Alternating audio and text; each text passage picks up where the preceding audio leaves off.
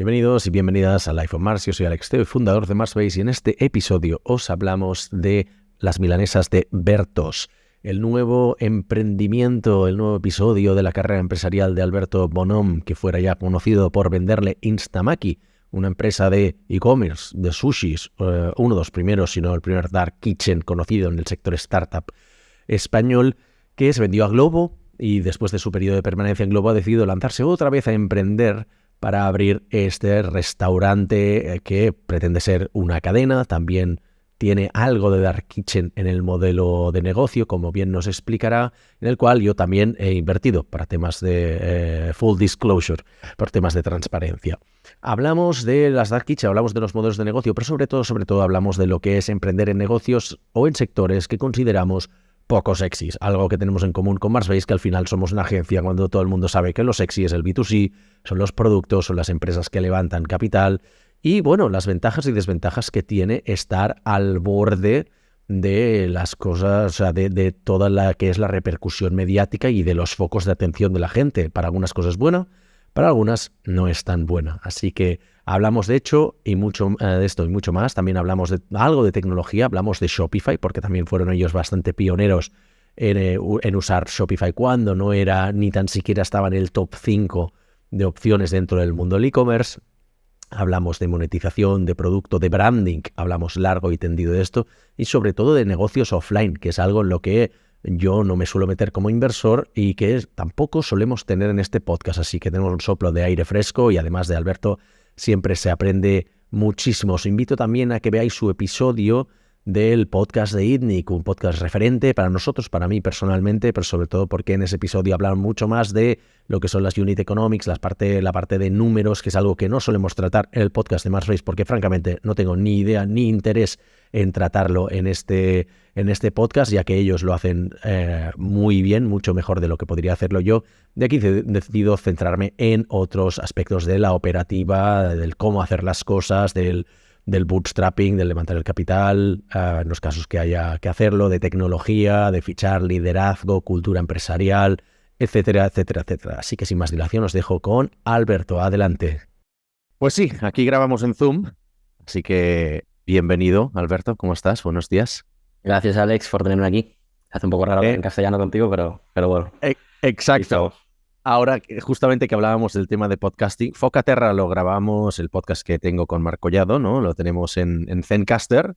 Aquí grabamos en Zoom y tú, para tu podcast, porque ya empezamos con la promoción directamente, quería dejarlo para el final, pero cuéntanos un poco sobre tu podcast y luego entramos al trapo. Venga. No, pues tengo un podcast que se llama Restaurantes con Alma, en que básicamente, para estar conectado un poco en el sector que estoy ahora, como excusa para conocer a gente, monté un podcast y voy entrevistando a gente del sector. Y como no tenía ni idea de cómo hacerlo, pues os contacté a ti y a Marc y me habéis ido dando tips.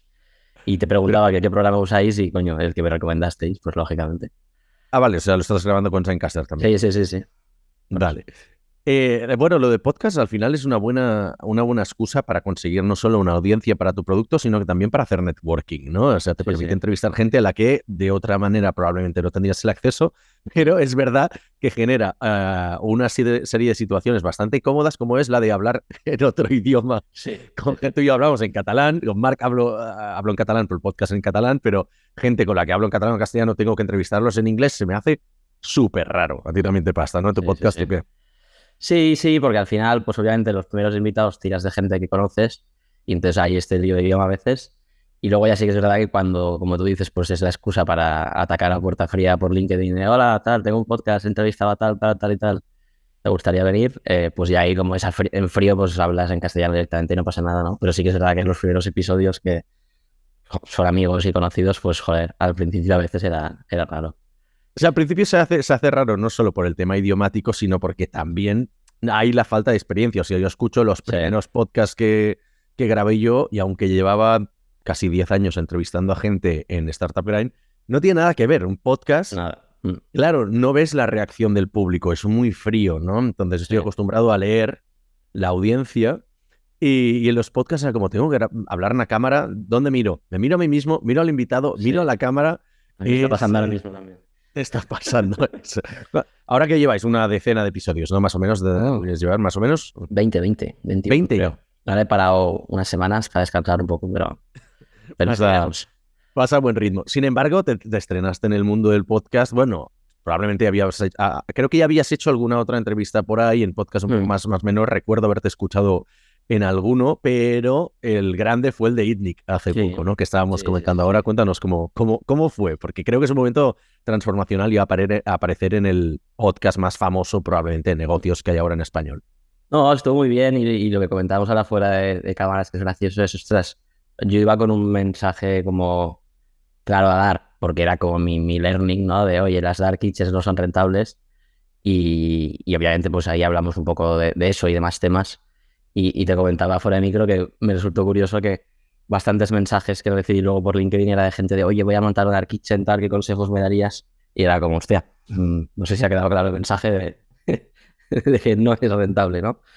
Entonces, bueno, me quedé un poco, no chof, pero fue un poco raro de decir, hostia, igual no he sido suficientemente tajante, ¿no? Pero bueno. A mí me quedó clarísimo, me quedó clarísimo, pero pasa que la gente se queda con lo que le interesa y probablemente vieron, la típica persona igual tiene un local y dice, voy a montar esto, ¿no? Sí, no, y que además al final es mi experiencia y mi aprendizaje, pero bueno, o sea, si quieres ser el one in a million, pues adelante. Tú empezaste, o sea, no empezaste, pero o sea, tú ya has tenido varias experiencias laborales a tus espaldas, pero tú y yo, si no recuerdo mal, nos conocimos en Instamaki o por Instamaki, porque ya sea porque nos seguíamos por Twitter, ahora estoy haciendo memoria un poco de arqueología histórica, ¿no? Por Twitter seguiste y recuerdo que en un determinado momento nos contactaste como, oye, que es que tenemos esto montado en Shopify. Y entonces, Shopify no estaba quizás ya estaba en el top 10 de e-commerces, pero no estaba en el top 2 como está ahora. O sea, fuiste un poco visionario con esto, ¿no? ¿Por qué te movió a montarlo en Shopify? ¿Por qué eres un visionario de las cosas como veremos ahora?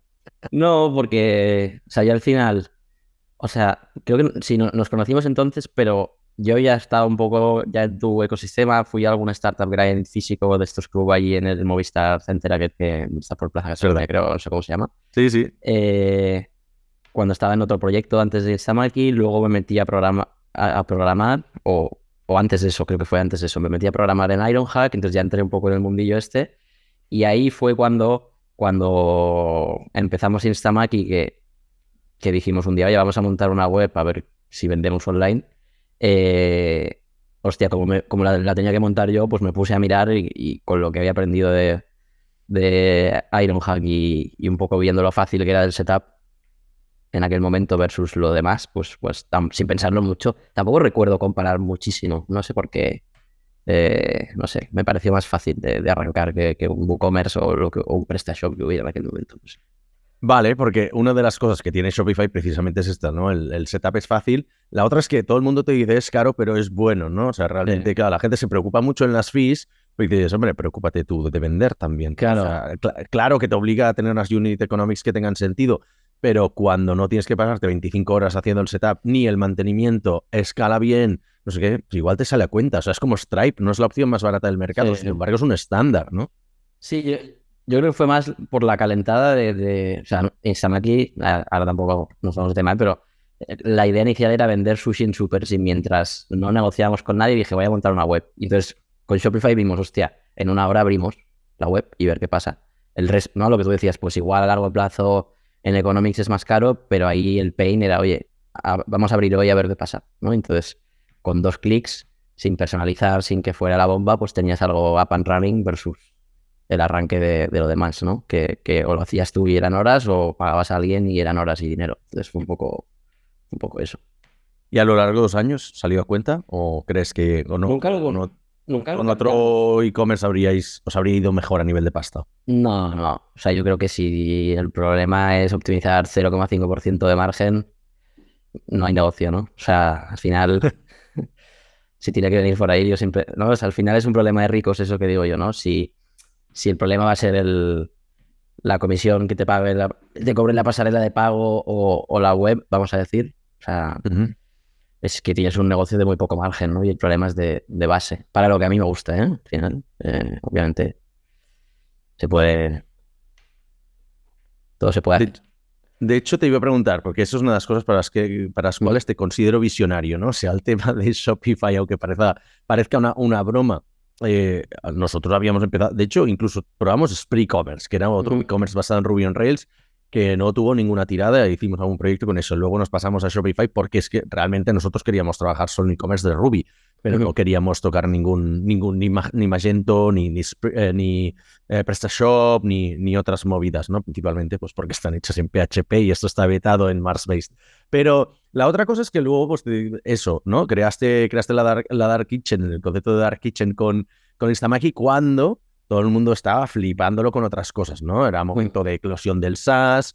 No me acuerdo qué otras tecnologías estaban con el hype de entonces, pero claro, o sea, para mí, o sea, siempre te he visto como una persona que hace lo que no hace el resto. O sea, el resto se van con las flipadas del momento y tú dices, ya, pero yo voy a construir un negocio y aunque esto no sea lo más sexy del mundo, es un buen negocio, ¿no? Y no sé qué es lo que te inspiró a montar Instamaki en este sentido de decir, voy a vender sushi. O sea, No, es contrarian.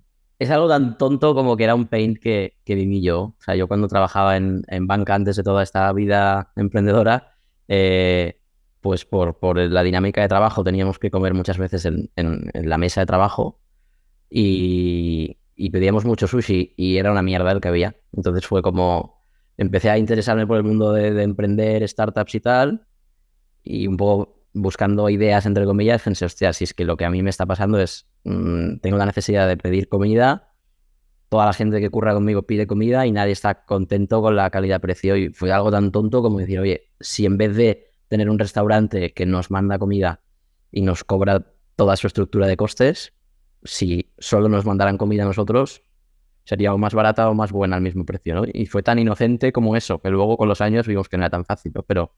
Pero como idea feliz inicial, como nos pasa a todos, pues de ahí vino, o sea, no fue ni visionario ni nada. De hecho, lo de las Dark Kitchen, cuando empezó el boom y todo, fue como, hostia, somos esto, ¿sabes? O sea, en plan, no, o sea, no era vamos a inventar un modelo de negocio, no era, oye, creo que si hacemos esto de una forma distinta puede estar mejor para el cliente final, ¿no? Y ya está. Que eso sí, claro, sí, pero no era por innovar, era por algo tan tonto como, oye, creo que se puede hacer así. Pero lanzarte a montar algo así no es algo inmediato. O sea, no es como, vale, dejo... ¿Tú estabas, puede ser en Caixa Capital Risk? ¿Puede ser? No, ¿No estás en Caixa? estuve en Caixa, pero luego estuve en BBVA. Sí. Estuve en BBVA. Ahí hay un impasse entre medio que es cuando dejé el banco fue para montar algo más tecnológico, me metí en Ironhack a hacer el bootcamp y programamos una app, ya lanzamos, pero bueno, eso fueron 6 meses. O sea, en verdad me fui para algo más verde aún que eso, ¿no? Y tenía claro que el mundo se iba a mover por ahí y también lo pienso atrás y con 23 años pienso, joder, fue una inconsciencia en el sentido de, o sea, que ahora lo veo como una decisión de la hostia, pero a la vez si voy para atrás y como pienso hoy, pues quizá pensaría, hostia, qué inconsciente, ¿no? Pero creo que también hay que serlo a veces, ¿no? No, por eso digo que igual lo fácil siempre suele ser cuando vienes de un entorno corporate, dices, voy a ver qué es lo que duele en este mundo corporate, ¿no? Por ejemplo, el caso paradigmático de Cantox, ¿no? Que dicen que estaban ellos en intercambio de divisas con clientes internacionales, los clientes veían que eso no era eficiente, Deloitte en su momento no iba o daba este servicio y lo daba muy mal o no les interesaba esto y ellos dijeron, ¿sabes qué? Me lo monto por mi cuenta para eficientar esa parte del proceso. En tu caso saliste de una cosa que era simplemente un pain que era tangencial a donde estabais, porque no es que la banca no estaba involucrada ahí, ¿no? Pero tú dijiste, oye, si yo tengo este problema, probablemente otra gente en mi sector, en mi situación, les vaya a funcionar y te metiste en algo que era completamente, o sea, con mucho más coste operacional, por ejemplo, era mucho más offline. Igual lo inmediato habría sido, voy a montar un SaaS, ¿no? Sí, pero también me atrajo un poco y quizás más como lo veo hoy que en el momento, quizás muy racionalizado, pero tú decías, ¿no? De ir a un sector menos sexy o donde no se mete la gente o por así decir, ¿no? Y también le veo las ventajas de, ostras, un sector que es tan grande y hay tanto volumen que a la vez es poco sexy. Lo veo como una oportunidad, ¿no? De hoy al final la gente que está buscando dónde meterse no se mete ahí porque es poco sexy, pero no solo porque sea poco sexy, sino por lo que implica que son, oye, un sector que abre de lunes a domingo, muchas horas, mucho personal, ¿no? Es como parece lo anti-tech, por así decir. Lo anti-escalable, o que no escala, dicen, que bueno, eso luego es debatible. Pues lo veo como una oportunidad, ¿no? De decir, ostras, es que hay un sector que crece un huevo que ya es gigante y que la gente más preparada parece que no se mete, ¿no? Pues todo sobre el papel parece que ahí tienes menos competencia de gente sofisticada, por así decir, ¿no? Que luego obviamente nadie es tonto, ¿no? Pero bueno, parece... Lo veo más inteligente si lo ves un poco a nivel de oferta-demanda, a nivel de calidad del talento que hay ahí y potencial de mercado, que meterse a lanzar el 15º SaaS de la semana. Otra fintech, que es lo que necesita el mundo. Exacto. No, de hecho, veo muchos paralelismos entre lo que has hecho tú con lo que hicimos nosotros en Marsbase, ¿no? O sea, es verdad que entramos a un mercado que ya existía, pero generalmente la gente del sector más emprendedor no se mete a crear tecnológicas. La gente que crea agencias son gente que ha estado en una agencia todavía mayor y al cabo de 15 años dicen, pues ahora me monto la mía con los clientes, con la cartera de contactos que tengo, con mi experiencia, o me han echado, o por lo que fuera me he ido, y digo, veo una oportunidad y monto ahí. Pero no como lo hicimos nosotros, ¿no? Entonces yo creo que ahí veo muchos paralelismos porque la parte, por ejemplo, vamos a desgranar un poco lo que es los pros y los contras, ¿no? Los pros son eso que dices, vale, quizás no tiene... O sea, a la vez son pros y contras, por ejemplo, Sí. ¿no? Uno en concreto es, nadie te hace ni puto caso, porque no lo entienden. ¿Por qué te has metido ahí? El foco está en otra cosa y como digo, si en 2000, o sea, en la segunda mitad de los 2010, que es cuando estábamos empezando nuestros respectivos negocios, todo el mundo estaba con otras cosas más sexys, entonces el foco estaba ahí, ¿no? Igual que ahora está en AI, por ejemplo, y tú estás montando Bertos, ¿no? Luego hablaremos de esto, ¿no? Entonces, el no tener el foco de los medios es bueno y es malo a la vez. ¿A vosotros cómo os ayudó o no os ayudó? No, o sea, al final yo creo que, o sea, es malo porque no te subes al hype, ¿no? Y entonces, pues, no aprovechas ese momentum, pero es bueno porque ese momentum es efímero siempre, o sea, son olas, ¿no? Entonces, cortoplacista. Si tú te quedas en la última ola, que ya no es la actual, casi que te mata, ¿no? Entonces, o sea, al final yo creo que cuando emprendemos va de generar valor a tu cliente y retener parte de él, ¿no? Si juegas al timing, no de tu cliente, sino del mercado de financiación, o sea, al final también es para qué estás optimizando, ¿no? Entonces, es muy cortoplacista, como decías, y sí que es verdad que te puedes aprovechar de ese momento un cortoplacista, levantar pasta, montar un buen equipo, montar un buen producto, bla, bla, bla, bla, bla, pero es lo de siempre, ¿no? De que, oye, cuando baja la marea, el que va desnudo se ve, ¿no? Entonces, tampoco es un juego que me guste jugar porque tampoco creo yo que levantar pasta sea una ventaja competitiva nunca, ¿no? Yo creo que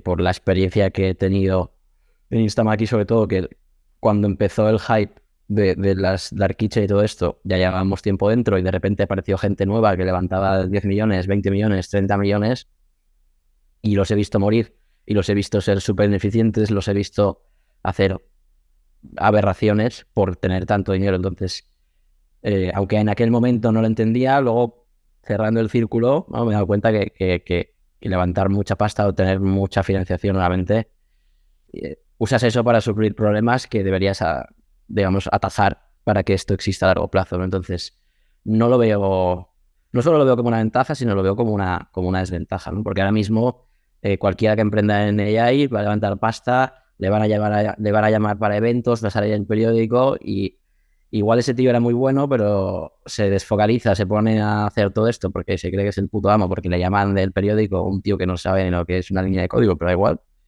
Y se pierde y se marea en esto, ¿no? Entonces yo creo que, sobre todo para gente que no tiene experiencia emprendiendo, te diría que es peligroso emprender en nichos con hype, porque te puede llevar a ti mismo como emprendedor por delante, ¿no? De perder el foco. Y que probablemente corras más rápido que el mercado. Entonces, llegues a sitios donde no estás preparado y no puedes pasar de pantalla, porque no existe esa pantalla, ¿no? Sí, yo prefiero ser siempre el último que el primero y de hecho lo que nos pasó en Instamaki fue que, o sea, tuvimos un timing muy bueno, pero puro azar. O sea, es decir, o sea, cogimos todo el boom.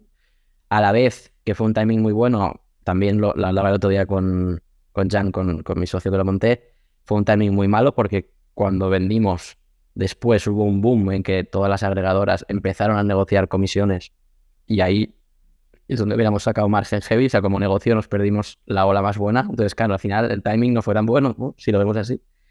Pero bueno, nunca sabes qué hubiera pasado, ¿no? Pero que sí, que al final no es blanco o negro. Yo creo que también es saber con qué visión haces las cosas, a qué plazo, porque historias de montar algo y en 6 meses o en un año venderlo, lo típico del pelotazo no existe y el que lleva tiempo en el sector sabe que esto no ha pasado nunca. Y si ha pasado una vez, pues te diría que no es mérito del emprendedor, es azar puro.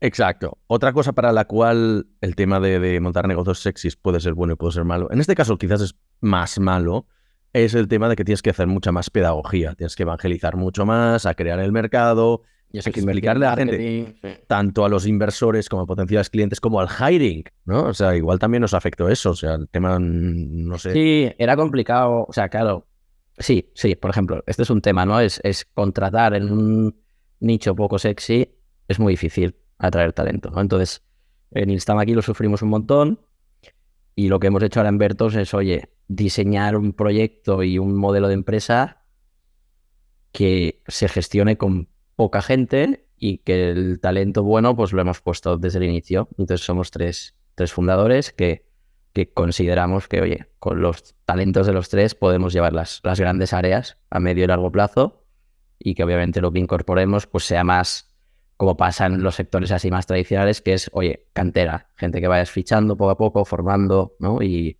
que te demuestre en roles más operativos pues que tiene potencial, ¿no? Entonces, pues ya todo un poco está diseñado y pensado para eso.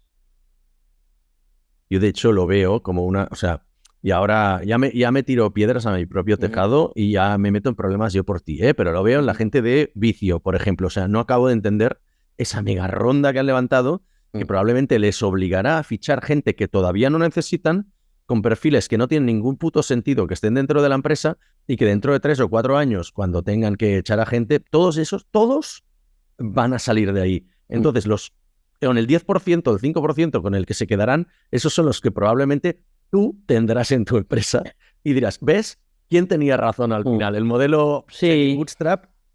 Claro, al final aquí, o sea, luego hay otra cosa aquí, porque yo pienso bastante parecido a ti en todo este tema, pero a la vez es que es tener razón, ¿no? Porque al final, modelos de estos de hipercrecimiento, levantar pasta, ir haciendo secundarios, financieramente les puede acabar saliendo muy bien, independientemente de cómo acabe la empresa. Pero claro, eso ya son modelos de emprender, de que estar cómodo a nivel personal con lo que haces, ¿no? Yo al final, pues yo creo en crecer lo más rápido que puedes, pero hay unas barreras. El otro día me preguntaba Javi de Erasmuso, que también ha entrado en la ronda contigo, me decía, hostia, ¿quién nos bloquea ahora de abrir 100 restaurantes? Digo, coño, Javi, que acabamos de abrir el segundo y hay que hacerlo funcionar, y después el tercero, y después el cuarto, ¿sabes? O sea, es tan tonto como es una barrera física, oye, hay que pagar la obra, hacer la obra, formar a la gente, que venga gente a comer, que la experiencia sea buena, ¿no? Y si abres 3 de golpe, pues no te puedes clonar. ¿Qué podrías hacer? Pues lo que tú dices, levantar 20 millones, fichar a 50 personas y decir, tú abres uno en Murcia, tú abres uno en tal, ¿has abierto uno antes? No. Bueno, da igual, a ver. Da igual. Puedes ir a lo loco y te puede salir bien, porque luego habrá gente que sabe hacerlo, nosotros pues no, ¿no? Entonces, oye, pues dentro de correr mucho, pues hay un ritmo que no puedes romper, ¿no? No, y que la gente que venimos del software, y probablemente eso le pase a Javi, igual que me pasa a mí, pues que decir, bueno, pones un servidor nuevo en Amazon y ya está. Pero claro, en el caso de físico, para mí, o sea, creo es la primera inversión en mundo físico que hago, ¿no? Bueno, de hecho, no hemos hablado de Bertos, o sea, introdúcelo porque Instamaki ya se conoce más, pero habla de Bertos, que es el proyecto más reciente, y así vamos hablando de los dos indistintamente. Sí, bueno, pues Bertos básicamente lanzamos en enero lo que queremos que sea una cadena de restauración no tradicional, pero vamos a llamar híbrida, que es un mix entre una cadena tradicional como un McDonald's, Burger King, etcétera, y una dark kitchen, que básicamente en verdad es a lo que ha evolucionado McDonald's y Burger King, que es, oye, presencia física, tiendas en la calle, pero con volumen relevante online, ¿no? Pues oye, un 30-40% de las ventas en delivery y el resto en sala, pero todo esto operado desde tiendas, con mesas, con sillas, pues con un formato tradicional, vamos a decir, pero que aprovecha el delivery como un canal más, ¿no? Entonces, esto, ¿no? Que al final, cuando lo cuentas, ¿no? Hay esa parte que tú dices de poco sexy, decir, pero esto es un negocio tradicional, sí, ¿no? Y dices, pero esto no escala. Bueno, yo lo hablo siempre cuando hablamos de esto con gente tech, que es, oye, tú tienes un e-commerce traduces la web al italiano, ¿no? Y eso sería abrir Italia y montar la logística y lo que sea, y no vendes nada, ¿no? Y lanzar un país es un follón de cómo captas, cómo haces marca, cómo tal. En cambio, tú abres una tienda nueva en un barrio nuevo y el día 1 vendes solo por abrir, porque tienes un tráfico, ¿no? Que, o sea, si tú abres la web a Italia, no entra nadie de Italia. Pero si tú abres una tienda en una calle, la gente de la calle entra, ¿no? Si comparas... La gente ya pasaba por ahí. Claro, porque el tráfico de la calle es como el tráfico en tu web, ¿no? Que el otro día hablábamos con estos de las Musu. Pues coño, digo, es que si comparas el offline y el online y lo ves con métricas de online, ¿no? Como si fuera el Google Analytics, tu tráfico, tu funnel, tu tal, tú dices, hostia, es que el offline es la hostia. O sea, el mundo... Es que el offline, el tráfico ya está ahí. O sea, eres tú que vas a un sitio donde ya pasa gente. En el online tienes que pagar a la gente para que cambie de calle, prácticamente. Exacto, ¿no? Y pagas por, no por el cambio de calle, sino porque se teletransporte a tu tienda, por así decirlo. Exacto. Que es más jodido. Es más jodido porque luego además puede irse. En cambio, en la calle no puede irse tan fácilmente porque la competencia no es todas las webs del mundo, sino que es el restaurante de la acera de enfrente. Y igual a 100 metros a la redonda no hay nada más, ¿no? Pero bueno, no. O sea, al final yo creo que el venir del online y ver el offline, hostia, claro, parece que estemos descubriendo América. La realidad es que el mundo lleva funcionando offline toda la vida, ¿no? Y lo nuevo es el online, pero si aplicas estos aprendizajes del online y hostia, y coges tu alquiler y lo divides entre cada cliente nuevo y dices, hostia, este es mi CAC, dices, joder, qué barato, ¿sabes? El alquiler. Se me cago en la puta, ¿sabes? Vale, Claro. y otras dinámicas, tipo, es que ahora cuando estabas explicando esto, estaba viendo lo del tráfico, digo, claro, gente que ya va pasando por ahí, tú abres un negocio en uno, o sea, yo qué sé, en Barcelona, si abrieras uno en Passeig de Gràcia, claro, es que ya sabes la cantidad de gente que pasa por Passeig de Gràcia al día. O sea, al final tienes que hacer las dinámicas como hacíamos en Theme Park World o Roller Coaster Tycoon, ¿no? Que tú decías, vale, aquí es donde pasa gente, miro que los negocios de al lado tengan tal y tal, que me complementen, que no estén demasiado cerca de la competencia, aunque hemos visto con Goico, que lo que hicieron era ponerse al lado de los Timesburg en Barcelona, porque así decían, no, es que aquí ya está el mercado creado, la gente va a hamburguesas aquí, si ve que está demasiado lleno, irán al siguiente, ¿no? O sea, este tipo de dinámicas también has sacado alguna de los videojuegos o todo ha sido de mercado existente. No, pero bueno, por ejemplo, una cosa que siempre comento y cuando estaba en Globo y habíamos estado ayudando a restaurantes les decía, y ahora lo estamos aplicando porque es sentido común, es, hostia, tú cuando tienes tu tráfico, ¿no? En tu web, o sea, ¿qué es lo más valioso, ¿no? O sea, es el impacto de la home o el mensaje o la foto. O sea, lo primero que ven, ¿no? Va a marcar tu bounce rate o como quieras llamarle, de, oye, la gente cuánto rato se queda, cuánto rato se va. Entonces, si tú tienes tráfico que pasa por la calle, o sea, lo más importante que es en la web, que entiendan lo que vendes, ¿no? Pues ¿cuántos restaurantes tú pasas por delante y no sabes qué tipo de comida venden? La gran mayoría, menos un Burger King, bla, bla. O sea, el restaurante de barrio no sabes qué hay. Está pensado... Sí, pero muchos tampoco. Pero está pensado para que tú entres... O sea, es como si el mundo estuviera diseñado para que tú digas, mira, estoy en mi oficina, voy a comer, bajo a la calle y hay 5 restaurantes. Voy a entrar a todos, miro la carta, salgo y voy al siguiente. Y luego decido dónde quedo. Me quedo. Probablemente son dos target users distintos, ¿no? El que va, dice, tengo 30 minutos o una hora para comer, voy a tiro fijo los 5 que tengo cerca, pero no es el mismo target user que el de gente que pasa y que puede explorar.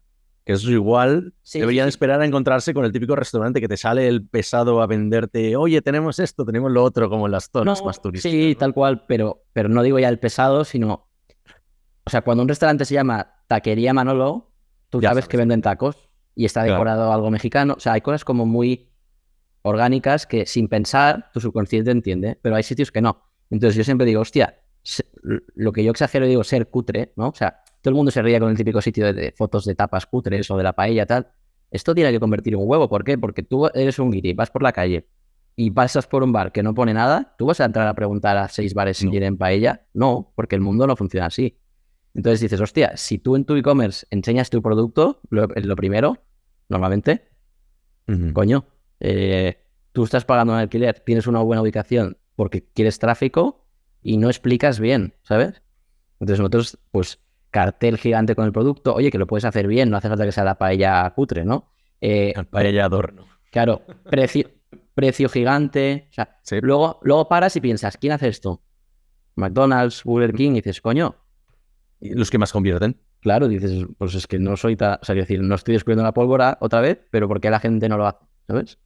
Pero te posicionas un poco como low cost o no, porque... Bueno, pero depende de cómo diseñes las cosas, depende de que enseñes el precio, Sí. ¿sabes? O sea, al final nuestros productos valen, o sea, No son low cost. nuestro formato es como un plato combinado, ya lo viste, entonces Sí. vale entre 10 y 15 euros una milanesa con su acompañamiento, bla, bla, bla. Entonces, pues oye, pues enseñar una de 13, 14 euros tampoco es low cost, pero sí lo compites contra un menú mediodía. O sea, al final es encontrar todo esto, pero lo que sí que está claro es que, o sea, nadie tiene la home de su e-commerce vacía. Claro. En cambio, tú tienes un local en la calle y hay gente que tienes que hacer piragüismo para adivinar qué venden, ¿sabes? O gente que abre un restaurante y dice, no, hago ver que es una tienda de ropa porque la agencia de branding me ha dicho, y es como, te estás poniendo la conversión ya de entrada, ¿sabes? O sea, al final, Claro. si no parece un restaurante, ¿quién va a entrar a comer? Y esto pasa, mucha gente le pasa, que pasas por delante y nunca dirías que es un sitio para comer. Entonces, ese tío ya no va a vender, ¿no? Entonces, hay como cosas muy básicas que luego podemos entrar al detalle de estos assets, cómo los usas, con tu marca, con tal, lo que sea, ¿no? Pero no usarlos, que es lo que hace mucha gente, es como, hostia, es rarísimo. Claro, hay muchas de estas tácticas que probablemente hayas o te hayas inspirado de cosas que lo que dices, ¿no? Hostia, sí, No, porque porque no existe, funciona claro. Starbucks. Seguramente Starbucks, una cosa que tiene que es muy clara, que es la de la gente lo conoce por el café, pero luego vas ahí y acabas comprando 4 otras Claro. mierdas que seguramente igual, a ver, el café imagino que tiene mucho margen, porque al final es agua con café, pero seguramente sacan muchísimo margen de que si las cookies, que si las ensaladas, el no sé qué, no sé cuántos, que es como los upsellings, ¿no? Imagino que vosotros también con el postre y las otras 4 cosas que tenéis, aparte de la milanesa, pues también. ¿Qué otras tácticas habéis pillado de otras No, marcas bueno, conocidas? no, al final es, o sea, lo que hemos hecho, por ejemplo, es dentro del local y que se vea desde fuera, que esto lo viste, que es pantallas de televisión con los menús, ¿no? Para dar estas, o sea, una de las cosas que hemos hecho es que tú entres y parezca una cadena como un McDonald's o un Burger King, con lo bueno que eso te transmite de, oye, esto es una empresa seria, ¿no? Que esto pasa muchas veces que, hostia, el cliente que tú decías, oye, tengo prisa, tengo que comer algo, bajo a la calle, pues ves 4 cosas rápido y decides, ¿no? Pues muchas veces el riesgo es a que salga muy mal. Tú no estás buscando la comida de tu vida, ¿no? Entonces, ostras, el reducir el riesgo de que sea un desastre, pues la confianza que te dé que se vea un sitio serio, limpio, cuidado, que se vea una empresa detrás, ¿no? Al final es como Starbucks. Muchas veces quieres un café y entres a Starbucks porque la alternativa es irte al bar Manolo. Sí. Y seguramente Starbucks no es el mejor café, ya lo sabemos, pero sabes que es un 5 o es un 6 o lo que quieras ponerle, ¿no? En cambio, puedes ir a un sitio que sea un 3. Pues oye, un café también es conveniencia, ¿no? Entonces, oye, come un café fuera y ya está. Ya sea que sabe, ¿no? Al final, como un McDonald's, ¿no? Que yo siempre digo, hostia, no hay una empresa con mayor calidad que McDonald's. ¿Por qué? Porque siempre es la misma. Te puede gustar más, menos, será para un momento, para un público, pero tú... Ya depende de tu definición de calidad, como dicen, la calidad para los alemanes, japoneses, americanos, tal, no es lo mismo, ¿no? Pero es verdad que tú vas a cualquier sitio y dices, si voy a McDonald's, ya sé que me encontraré. Y, por ejemplo, han conseguido que tú ahora mismo, si miráramos la carta, te puedes imaginar el sabor de todos los platos. Claro. Casi todos. Porque los has probado en algún momento y nunca cambian porque siempre sabe igual. Entonces, genera eso. Pues es un 5, es un 6 que hace que muchas veces cuando vas a cenar con alguien, por compromiso, por networking, por un deal comercial de empresa, con una cita, la mayoría de estas cosas, tú no quieres un 9, quieres que no sea menos de un 6 la cena. Entonces, estás decidiendo por no cagarla, no por acertar, ¿no? Entonces, cuando te apetece alguna guarrada, lo fácil es McDonald's, ¿no? Por ejemplo, ¿no? Eso es lo que tenemos todo el mundo en mente. Aunque la gente diga que no. Claro. Yo no, pero es verdad que a nivel de lo que decías tú, entre la conveniencia de quiero algo que es muy conveniente, pero entonces es demasiado barato y probablemente sea una mierda, ¿no? Como el café del bar Manolo, pero no puedo esperarme a hacer la cola de 1 hora que tengo en Sira Coffee, ¿no? Entonces quieres una cosa intermedia, pero lo que hemos visto con este tipo de marcas como la vuestra y como tantas otras, ¿no? Como los Goikos, Times, no sé qué, que estamos viendo que el producto medio está subiendo a nivel de calidad respecto a lo que había antes, que es como un gourmet accesible, se suele llamar, ¿no? O sube a nivel de calidad, pero sube también a nivel de precio. Entonces estamos asumiendo que las hamburguesas ya tienen que costar como 15 euros de base, cuando hace 15 años costaban 5, ¿no? Por decir algo. O sea, Pero eso va, sí, pero eso va junto con que tú ahora vas a un restaurante a cenar y ¿cuánto te gastas por persona? Lo más barato, Lo más barato que puedas encontrar, de 25 euros, no baja. Entonces, claro, estos modelos siguen siendo baratos porque puedes cenar por 15. ¿Sabes? Pero es que era como un punto que quería hacer en dos partes, ¿no? El otro punto es que el delivery ha ayudado a subir mucho, desde mi punto de vista, que tampoco salgo tanto a cenar fuera y que no hago delivery, pero sí que es verdad que la gente está asumiendo que es normal pagar 20 pavos por una hamburguesa, porque entre que le cuesta 15 de base más los costes de envío, pagan 20 pavos por una hamburguesa y dices, coño, o sea, es premium si tú quieres, pero... No, claro.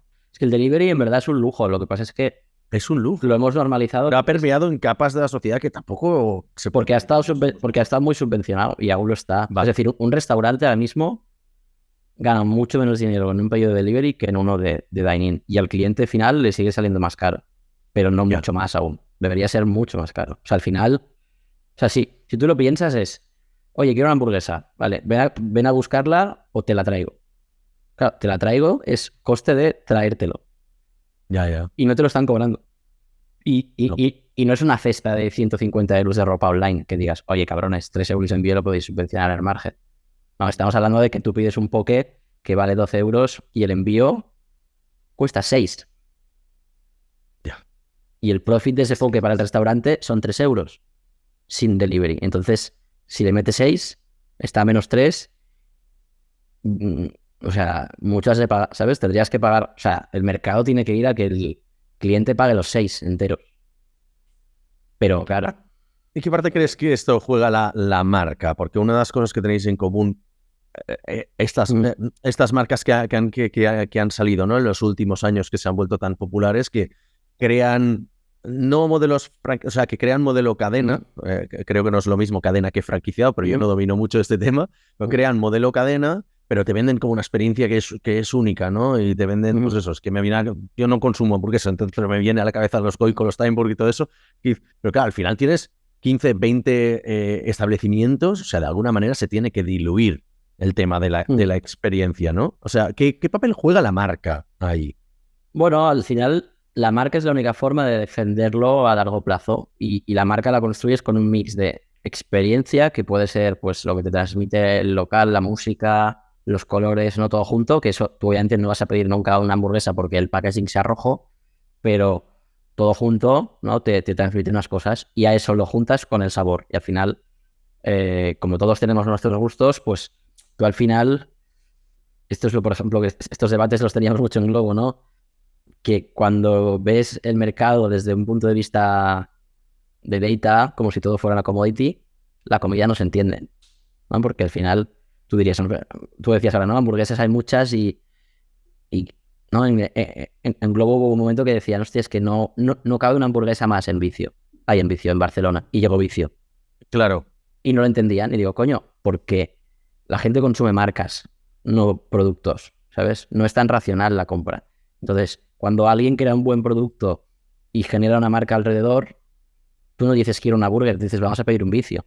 Entonces, ahí es donde puedes soportar precios más altos, que luego ellos reinvierten ese precio extra en marketing. O sea, al final es un loop que si haces que ruede, pues los números salen, ¿no? Al final. Entonces, claro, aquí pasa un poco como lo que tú decías del marca, o sea, de sectores hype versus aburridos, ¿no? Entonces, lo que estamos intentando hacer nosotros, y creo que la gente que dura en el sector, es crear una marca, pero que crezca de forma sostenida, ¿no? Porque si al final lo que haces es tú crear tu propio hype, como pasó con Goico, que hubo un momento que Goico parecía el nuevo Domino's Pizza indestructible que se iba a comer el mundo, y ahora nadie se acuerda, entre comillas, ¿no? Y ahora es Vicio. Entonces, nosotros también huimos de hacer un marketing tan explosivo como eso por el miedo a ser una... O sea, no crear tú tu propia ola, ¿no? Que te mate, ¿no? Sino que, oye, dar pasos... me hace gracia yo estar hablando de prudencia y de... Sí. y de ir poco a poco, ¿eh? Porque... De hecho, te iba a preguntar ¿qué defensibilidad tiene vuestro modelo, es decir, qué moat, ¿no? O sea, lo que dices tú, Goico destruyó Timesport, pero Vicio ha destruido Goico. ¿Quién va a destruir a Bertos? O sea, el moat, o sea, en verdad aquí el moat es la marca y la marca engloba todo, ¿no? Entonces, aunque estamos diciendo que uno ha destruido a otro, la realidad es que tampoco lo ha destruido. O sea, Goico sigue facturando una burrada. Otra cosa es que el ritmo de crecimiento que tenían fuera sostenible o no, y lo que tú decías, cuál es tu nivel de hiring, cuál es tu nivel de endeudamiento, o sea, es cuán agresivo eres en tus planes a futuro y cuánto comprometes la empresa creyendo que todo va a ir igual de bien, ¿no? Porque es decir, hay empresas más aburridas, ¿no? Que son las que intento entrevistar en el podcast mío de restaurantes, que es gente que, pues muchos igual ni has oído hablar, tienen 20, 30 locales, facturan 20 millones de euros, cada año crecen un 20, un 30%, con EBITDA positivo. Hostia, eso es la puta bomba, ¿no? O sea, quiero decir, que lo otro parece más bonito, pero bueno, pero nadie crece a facturar 20 millones en 3 años, es rentable, ¿no? Al final el Vicio, que es un poco la anomalía que lo ha conseguido, cuánto ha quemado por el camino, ¿no? Entonces, si haces o sea, si al final pones en valor el coste del capital, el retorno al capital y todo, pues sí, que es una marca muy guay, pero a nivel financiero, pues no sé si está guay, ¿no? Y también es un tema de querer jugar a eso, ¿no? Es un poco el debate de las startups de bootstrap versus ronderas, pues al final es un poco lo mismo. Y todo tiene riesgos. Si lo haces bien y te sale bien, cualquiera de las dos funciona, pero una tiene más riesgos que otro y según cuál elijas, según cómo seas tú y según el mercado que te metas, puede ser incompatible, ¿no? Yo siempre lo veo como 3 ejes. Tu forma de gestionar, el mercado en que te metes y cómo de joder están los inversores con eso para que les vayas a pedir pasta. ¿Sí? Claro, y una de las cosas que me ayudó a entender vuestro modelo, bueno, evidentemente yo ya te conocía de antes, pero era el haber seguido desde hacía tanto tiempo a la gente de Moons, ¿no? Que han hecho han creado marca, han creado un producto que luego les ha copiado todo el puto mercado de Barcelona, ahora hacia las empanadas como Moons, ¿no? Y es un modelo, pues también, que ha tenido tanto franquicias como cadena, tienen ahora, no sé, una veintena, una treintena de locales, les va muy bien, pero joder, la innovación que han tenido que llevar y todo el proselitismo que han tenido que hacer para evangelizar a la gente, ya sea a través de nuestros eventos en Startup Grind, que fuimos su primer partner, como luego el que, joder, yo no sé cuántos millones de clientes les habré traído yo, pero literalmente en todas las fiestas y movidas que organizo, pongo Moons, ¿no? Ahora tendré que poner vuestras milanesas también, ¿no? Pero ¿qué quiero decir con eso? A mí me ayudó a entenderlo. Entonces, de cara a los inversores, que creo que es una de las cosas que más me preocupa de esto, ¿no? O sea, tú que venías de claro, tú has tenido el mix de tanto el online como el offline, ¿no? En este sentido, el Dark Kitchen, ¿cómo se categoriza ahí? Porque tiene una parte... Pero ahora que todos los inversores están metiendo pasta en online puro y duro, con todas las mierdas que ha habido recientemente, que sí, ella y hace un par de años los NFTs, el metaverso y otras mierdas similares, ¿cómo convences a alguien que meta pasta en un restaurante de milanesas o es que ya has ido a buscar solo a inversores tradicionales? Porque yo no lo soy. No. O sea, al final ahí es un poco... es entender bien el sector y luego la consecuencia de esto, ¿no? O sea, al final aquí lo que pasa es que hay unos players más tradicionales, que hay el nicho este de McDonald's, Burger Kings del mundo, que bajado a algo más terrenal son los Timesburgs, Goicos, etcétera, ¿no? Y al final la restauración es un modelo que si funciona, ¿vale? Que funcionar quiere decir pues que estés factura, depende de los metros del local, obviamente, ¿no? Pero que al final, si lo ves a nivel financiero, que tengas un payback de la inversión en CAPEX de 1 a 3 años, ¿vale? Y eso te da que puedes crecer de forma orgánica, ¿vale? Entonces, el problema es que tú abres el primero, si tienes payback de 3 años, a los 3 años has generado para pagar el segundo. A los 3 años abres, bueno, al año y medio, porque tendrías 2 abiertos, abres el tercero, ¿no? Entonces, es un modelo que se ha demostrado, ¿no? Que con los cash flows que genera puede crecer orgánicamente, ¿no? Entonces, el motivo de por qué nos metemos a levantar una ronda para arrancar es, oye, yo no quiero, ¿vale? Estar 4 o 5 años para ponerme en 3 locales, ¿vale? Por varios motivos. 1, porque ya lo he hecho. 2, y me da pereza. 2, porque he entendido el mercado y hemos visto esta oportunidad en este segmento de milanesas que cumple como todo lo que buscaría en una oportunidad para meterme en restauración, pero esto es una ventana que dura unos años, que es como le pasó a Mariano, ¿no? Sí, ahora ha entrado todo el mundo, pero él ha generado marca estando él solo.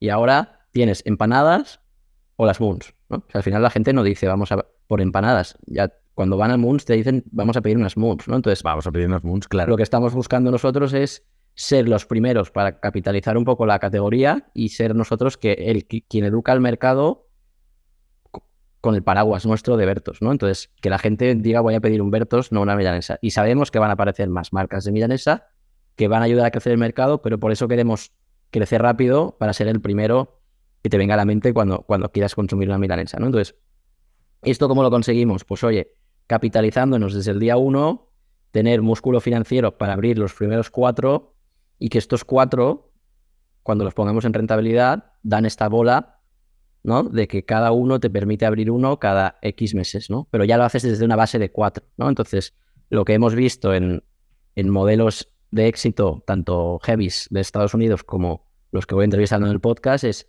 oye, la gente que lo hace muy bien, orgánicamente, apalancándose un poco en deuda, consiguen doblar el número de locales anualmente. Los que lo hacen muy bien. Y estos recientes, pues son Healthy Poke, Grosso Napolitano, Goico en su momento, ¿no? Pues son las cadenas emergentes de los últimos años que lo han hecho muy bien, a nivel de mix financiero por cash flow, deuda, etcétera, han conseguido hacer esto sin hacer rondas. Entonces nuestra idea era, oye, vamos a hacer esto, pero hacemos una ronda para ponernos el primer año en 3-4 locales y desde ahí generar este crecimiento orgánico. Entonces, claro, cuando cuentas esto, ¿no? Al final la curva a 5 años de crecimiento sí se parece a una startup, ¿no? A nivel de decir, oye, porque si tú compones el crecer 2x cada año desde una base relevante ya en facturación, pues sabiendo que es un mercado que hay mucho M&A, ¿no? Y que al final hay muchos fondos comprando y vendiendo grupos a partir de facturaciones bajitas. O sea, cuando ya facturas 5 o 6 millones de euros, ya hay M&A. Entonces, el exit strategy, digamos, es claro, ¿vale? Que hay una oportunidad de, a partir de tener cierto volumen, vender. Pues, oye, al final es, ostras, vamos a invertir en este equipo que además tiene experiencia de haberlo hecho, y ver hasta dónde llegan, sabiendo que hasta dónde lleguen, pues seguramente no será difícil encontrar un comprador, ¿no? Entonces, esta historia, siendo un producto tan tangible, que al final es, oye, esto es lo que nos cuesta abrir un local, cada local ha de generar esto, creemos que somos el equipo para hacerlo, pues te lo puedes creer más o menos, y luego la otra, obviamente, que es indudable, que es que todo el mundo que ha invertido es gente que ya conocía de antes. O sea, no hemos ni buscado ni querido gente de fuera, porque queremos que es un modelo muy sencillo en el sentido de, oye, esto es el plan y ha de funcionar, y si no funciona, no funciona, pero o sea, no quería tampoco tener que convencer a nadie, ¿no? O sea, esta es mi fumada, estos son mis aprendizajes de estos años.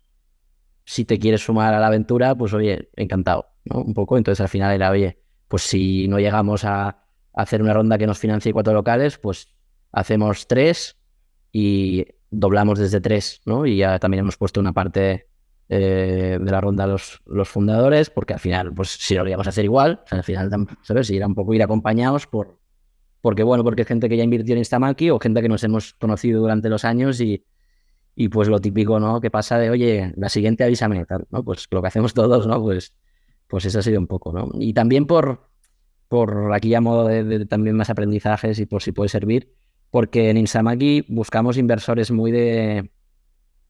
sea, buscamos inversores y la experiencia no fue buena, ¿no? El meter a alguien que no acaba de entender el sector, porque normalmente invierte en otras cosas, la relación era compleja, ¿no? Sobre todo cuando eran fondos como tal, ¿no? Porque yo al final, que invierta gente que conozco como a ti, que tú tengas dudas del modelo, tomaros un café y yo no tener que convencerte, sino yo explicarte lo que tengo en la cabeza, ¿no? Y tener la confianza de decir, oye, tú crees en mí y esta es la fumada que tengo, versus tener que convencerte, que él lo vea distinto, y es como, ya, pero es que el operador soy yo, ¿no? Al final es como si tú tuvieras un inversor en Marsbase que quisiera que se convierta en un SaaS, no en una consultora, y es como, ya, pero es que yo quiero ser una consultora por A, por B y por C. Si tú no compras lo que yo quiero hacer, no tiene sentido que inviertas, ¿no? En algún universo paralelo será así. De hecho, en la situación macro que hay ahora, probablemente estás más convencido ahora de este modelo que el de ser de una empresa rondera como otras empresas, ¿no? O sea, a ti te deja más tranquilo. A mí me deja más tranquilo. Pero no sé a ti, si lo habíais hecho adrede o es porque... No. O sea, lo hicimos por filosofía, pero porque es un modelo muy sencillo en el sentido de que si hubiéramos levantado para abrir 10, ¿vale? Esos 10, una vez abiertos, los tienes que optimizar para que el banco te dé pasta. Ya. Entonces, esperarte a optimizarlos con 10 es más difícil que con 4. O sea, tampoco me parecía la mejor opción, ¿sabes? O sea, es más fácil optimizar 4 que 10. Y entonces, cuando tengas 4 optimizados, el quinto lo abres optimizado, por así decir. Si tú te permites el lujo de poder abrir 10 del tirón, te estás pegando un tiro en el pie. Por lo que te decía antes, porque vas a generar dinámicas que quizá no son sanas a largo plazo. El ejemplo es el que tú decías, el decir, hostia, vamos a abrir 10, voy a contratar al área manager, al no sé qué, al no sé cuántos, que quizá no me hacen falta hoy, pero como voy a abrir 10 rápido, así tengo este tío. Entonces tú no estás en el día a día porque ya has contratado a un tío desde el día 1 que lo va a llevar él, porque cuando tengamos 10 yo no voy a llegar y te acabas no enterando de la película. O sea, para mí el ejemplo sería, pues si montas un SaaS y como levantas 3 millones en la pre-seed, pues oye, yo soy el CTO, pero desde el primer día el producto lo va a hacer el team, porque no tengo tiempo, porque para la siguiente ronda, al final, si el founder no está trabajando de alguna manera, que dices, no, un founder de levantar pasta es su rol, ya, pero también es montar el producto, entender al cliente, ¿no? O sea, al final, si eres un equipo de 3 y nadie está mirando producto, nadie está programando, ¿no? Al final es el símil, si lo ves en tech parece una barbaridad, pero esto pasa, hay gente que abre un restaurante y no está él desde el día 1, ¿no? De hecho, esto que comentas es algo que se está viendo ahora, ¿no? Que dicen, hostia, ahora la gran crítica a toro pasado es muy fácil, ¿no? De decirlo, pero los que lo venimos haciendo diciendo desde hace mucho tiempo, el otro día publicó un artículo Jason Fried, ¿no? De Basecamp, que de hecho era un refrito de lo típico que hacen ellos, ¿no? Refritos de cosas que escribieron hace 15 años. Y decía, no fiches a managers. ¿Por qué? Porque dice, ahora se está viendo en la situación de ahora que la mayoría de empresas que están petando son gente que ha ido demasiado temprano a fichar managers cuya única intención en la empresa es fichar a otra gente. Entonces, claro, lo que hacen es separarte cada vez más, ponen más capas intermedias entre tú y el producto final, ¿no? O el servicio que le das a tu cliente. Entonces, claro, si lo haces al cabo de 15 años, fantástico porque tú has estado 15 años cerca del cliente. Sí. Pues si lo haces en el año 1, dejas de hablar con el cliente. Esto es la broma que hace un amigo mío, que es que ya contratan managers de managers. Managers de managers, correcto. Managers de managers. Y yo siempre digo, ¿y quién trabaja? ¿No? Alguien, ahí abajo, alguien ahí abajo. Claro, entonces lo que tú decías, estás muy lejos de la realidad. Y no solo porque no te enteras, sino porque encima, si te enteras de algo porque un día trabajas, la lentitud de ejecución, porque hay 15 capas que como tienen ownership, porque si no, no quiero trabajar aquí, el manager del manager, todo el mundo tiene que estar alineado, ¿no? Entonces tardas 3 meses en ejecutar algo que tendría que ser diario. Bueno, y el efecto teléfono, que también porque dices, claro, o sea, ya no me quiero imaginar que claro, tú estás como CEO, no, es que mi trabajo es el de levantar pasta. Claro, tienes que levantar pasta porque probablemente lo que te llega a ti son problemas que la gente tiende a resolver con un budget porque tienes managers, los managers tienen budgets, y tú dices, no, pero si eso es algo, se puede resolver con algo que ya tenemos, pero tu capacidad de ejecución ya no existe porque solo estás en una capa en la que solo te llegan, necesito dinero. Pero no tengo, ya no te llega el problema. El problema es necesito dinero.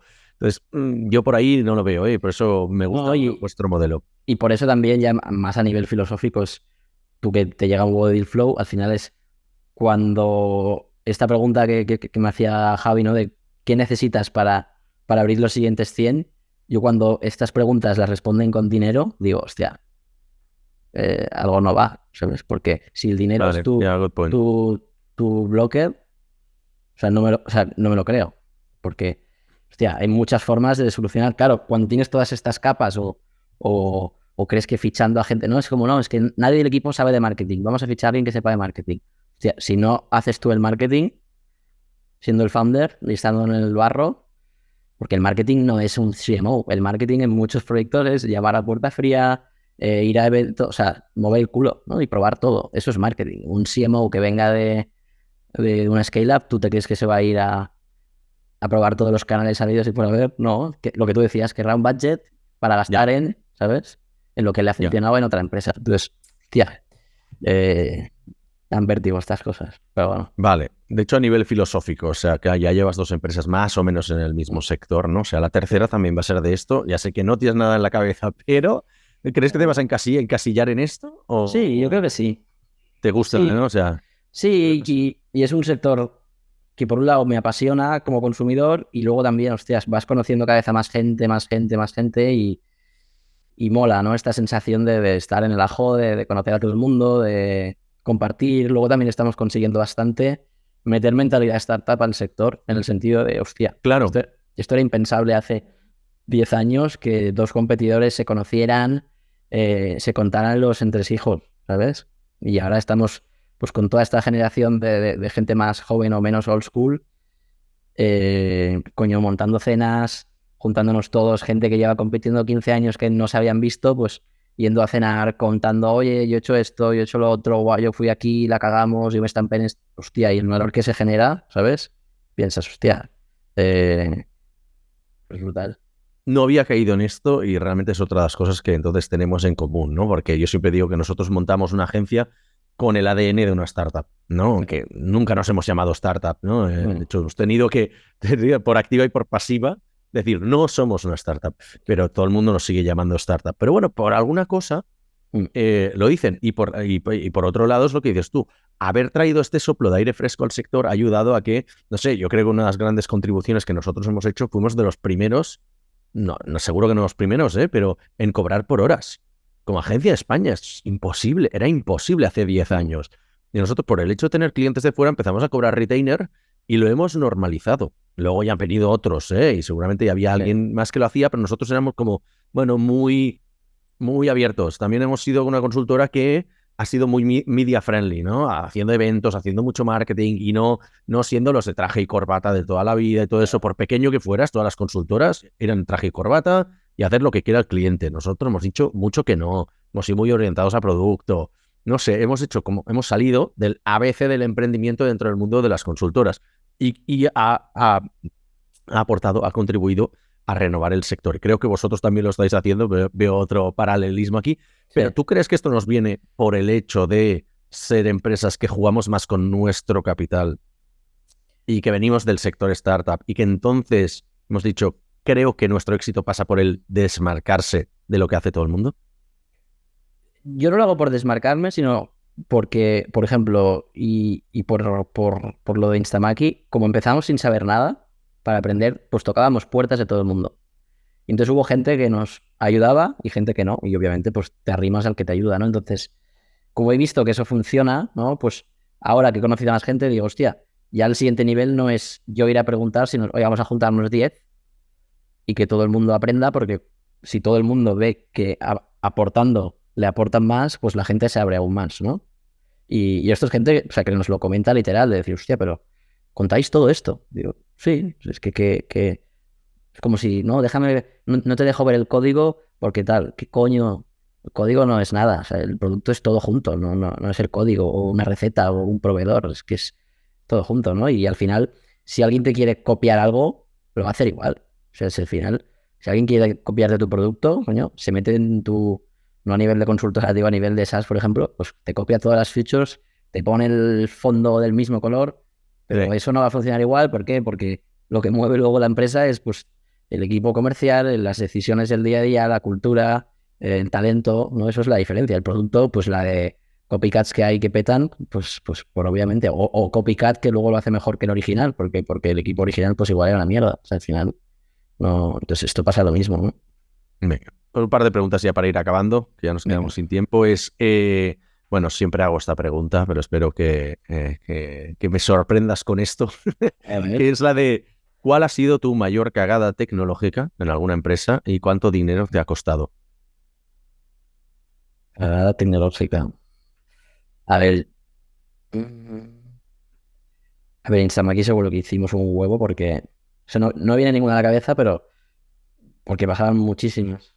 Bueno, no hace falta que sea tecnológica, una gran cagada. No, pero normalizar que todos metemos la pata. No, pero, o sea, no pienso en un día concreto, pero porque como pasaba veces, al final nos pasaba, claro, al final la forma de entender el sector de restauración es, imagínate una fábrica que los pedidos y se produce a la vez, ¿vale? Entonces, si tú vendías coches, un tío llega, te da el dinero en cash y quiere que le des el coche en 2 minutos y tienes que empezar a producirlo al momento. Y tienes 2 minutos. Entonces, ¿esto qué nos pasaba? Que en un restaurante tú estás dimensionado con las mesas, ¿no? Y entonces sabes cuánta gente cabe y más o menos qué ocupación tienes, puede fluctuar, pero te caben 30 personas, pues has de tener X cocineros, que sería la fábrica funcionando. Claro, y aquí lo que nos pasaba era, tú tenías tu supply, que serían tus cocineros que producen, y luego tenías clientes que pedían desde casa, que eran potencialmente infinitos cada día, porque no había una limitación de espacio, pero luego también tenías entre medio los riders, ¿no? Que eran tus repartidores. Entonces tú tenías que machear cocineros, repartidores y clientes, ¿no? Y entonces, si uno fallaba, tú ese día no ganabas pasta o no ganabas tanta o podías incluso perder dinero. Pues ¿qué pasa? Pues que en los días pico, por alguna liada, pues a veces la web petaba 1 hora, 2 horas, por algo, pues que llevábamos tanto plugin y tanta mierda encima que petaba. Entonces, claro, tú tenías todos tus cocineros, sueldo de esos cocineros, sueldo de los repartidores y no podías vender, ¿no? Entonces, pues yo que sé, un viernes que habíamos llegado, yo que sé, a facturar en una cocina 4 o 5 mil euros, pues si tienes 1.500, 1.000 euros de fijos atribuibles a ese día, ¿no? Pues que te pete la web en la hora punta porque alguien ha tocado algo o hemos subido algo a producción el viernes noche porque tenía que arreglar otra cosa, pues bueno, se te van ahí 1.000, 2.000 euretes fácilmente, ¿no? ¿Y alguna decisión tuya, o sea, por ejemplo, yo me acuerdo de meter la pata en caer en la trampa de estas agencias de PR que nos prometieron que apareceríamos en todos los periódicos y pagamos, yo qué sé, no me acuerdo, sí, 5.000 pavos y luego apenas aparecimos en un cuadradito así chiquitito en un periódico que bueno, ¿sabes? Y decir, hostia, y pues bueno, 5.000 pavos en el primer año de empresa era mucha pasta, tío. Sí. No, cosas de estas sí, pues mira, por ejemplo, cagadas de estas, venga, sí. Cuando empezamos Instamaki, que joder, el proyecto tiraba, claro, te crees un poco Dios de decir, hostia, he montado una marca, lo peta, en 3 meses estamos facturando tal, y dijimos, oye, en la misma cocina vamos a meter otra marca, ¿no? Y dijimos, aquí cabe un horno de pizzas, vamos a montar una marca de pizzas, va. Entonces montamos Instapizza, que las pizzas, pues la verdad, estaban muy buenas, pero no habíamos testeado bien que llegaran bien a casa, ¿vale? Y llevaban mucho queso, movidas, entonces llegaba totalmente destruidas.